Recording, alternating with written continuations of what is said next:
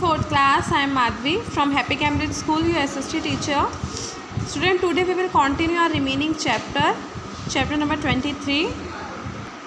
Page number is 105. तो हम इस चैप्टर में क्या पढ़ रहे थे? ईस्टर्न कोस्टल रीजन के बारे में पढ़ रहे थे, जिसमें हमने कहाँ तक पढ़ लिया था? बे ऑफ बंगाल तक पढ़ लिया था कि बे ऑफ बंगाल जो है वो हमारा ईस्ट साइड में है और उसमें जो हमारा अंडमान एंड निकोबार आइलैंड है वो भी हमारा ईस्टर्न कोस्टल रीजन में आता है। ठीक है, और जो हमारा ईस्टर्न कोस्टल रीजन है, अंडमान एंड निकोबार है, वहाँ पर तो अंडमान और निकोबार मिनिमम 300 आइलैंड्स का ग्रुप है। ठीक है, क्वेश्चन आ सकता है कि कितने 100 आइलैंड है अंडमान एंड निकोबार में, तो 300 आइलैंड है। Only a few of these islands are inhabited. Majority of the people are tribal. The land is uneven and rocky and covered with thick forest. ये क्या कह रहे हैं? वहाँ का जो एरिया है वो कैसा है? अनइवन है, मीन्स प्लेन नहीं है, ऊबड़ खाबड़ है वो।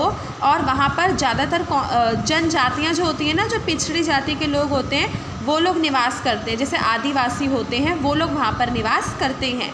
ठीक है, और वहाँ का जो लैंड है वो थिक फॉरेस्ट से कवर है, वहाँ पे बहुत ज़्यादा घना क्या है? फॉरेस्ट है।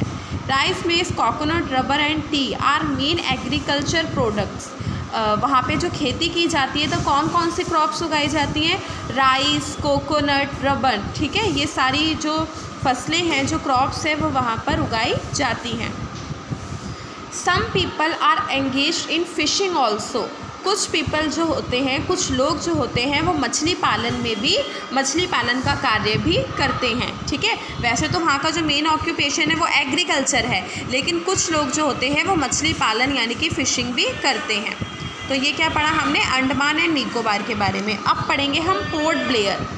Port Blair is the capital of these islands during the British rule. These islands were notorious as cellular jail.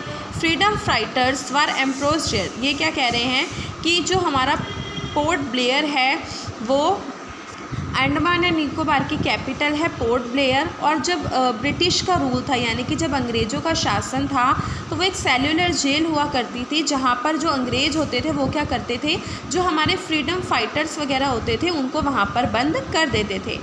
Now this jail has been converted into national museum. और आज के टाइम पे ये जो हमारी जेल है वो किस में कन्वर्ट हो गई है? नेशनल म्यूज़ियम में कन्वर्ट हो चुकी है। Indira point, the southern most strip of the India is situated in these island. जो हमारा इंदिरा पॉइंट है वो आपको पता है हमारा साउथर्न मोस्ट पॉइंट है और वो इसी आइलैंड में सिचुएटेड है। ठीक है, Kanyakumari is a part of eastern coastal reason. अब ये हमारा लास्ट प्लेस है जो है कन्याकुमारी। ठीक है, क्योंकि जो हमारा इंडिया होता है वो साउथ में आके कन्याकुमारी पर क्या हो जाता है? एंड हो जाता है ईस्टर्न कोस्टल रीजन। तो ईस्टर्न कोस्टल कन्याकुमारी जो है वो ईस्टर्न कोस्टल रीजन का एक साउथर्न पार्ट है, टिप ऑफ तमिलनाडु स्टेट। और ये कहाँ पर पड़ता है? तमिलनाडु में। Kamakshi temple and Vivekananda rock are great tourist attraction. Kamakshi temple और विवेकानंद रॉक है, ये ग्रेट टूरिस्ट अट्रैक्शन है, इनको देखने के लिए दूर दूर से लोग वहाँ पर जाते हैं। The beaches are present wonderful scene for the sand and multi coloured. ये क्या कह रहे हैं? वहाँ के जो बीचेस वगैरह होते हैं वो उनकी जो सैंड होती है, जो रेत होती है वो मल्टी कलर की होती है, बहुत सारे रंगों की होती है और देखने में क्या लगती है? बहुत ज़्यादा सुंदर लगती है। ठीक है, तो हमने इस चैप्टर में पूरा ईस्टर्न कोस्टल रीजन के बारे में पढ़ा। ये देखिए आपको इस जेल में दिख रहा होगा, ये हमारी सेल्यूलर जेल है जो आज के टाइम पे क्या है? आज के टाइम पे ये नेशनल म्यूज़ियम में कन्वर्ट हो चुकी है। ठीक है, तो आपका ये चैप्टर फिनिश हो चुका है। हमने इस चैप्टर में क्या पढ़ा? ईस्टर्न कोस्टल रीजन, और इसमें जितने भी स्टेट्स आते हैं उन सब के बारे में पढ़ा, वहाँ का ऑक्यूपेशन देखा, वहाँ का रहन सहन, कल्चर, सब कुछ देखा। ठीक है, और हमने इसमें और क्या पढ़ा कि हीराकुंड डैम जो है वो महानदी पर बना हुआ है, और जो हमारा हीराकुंड डैम है वो वर्ल्ड में जितने भी लॉन्गेस्ट डैम है उनमें से एक है। ठीक है, तो आपका होमवर्क क्या है कि आप इस चैप्टर को घर से अच्छे से रीड आउट करेंगे, और कोई भी डाउट होता है तो वो हम नेक्स्ट क्लास में क्लियर करेंगे। तब तक के लिए thank you all of you.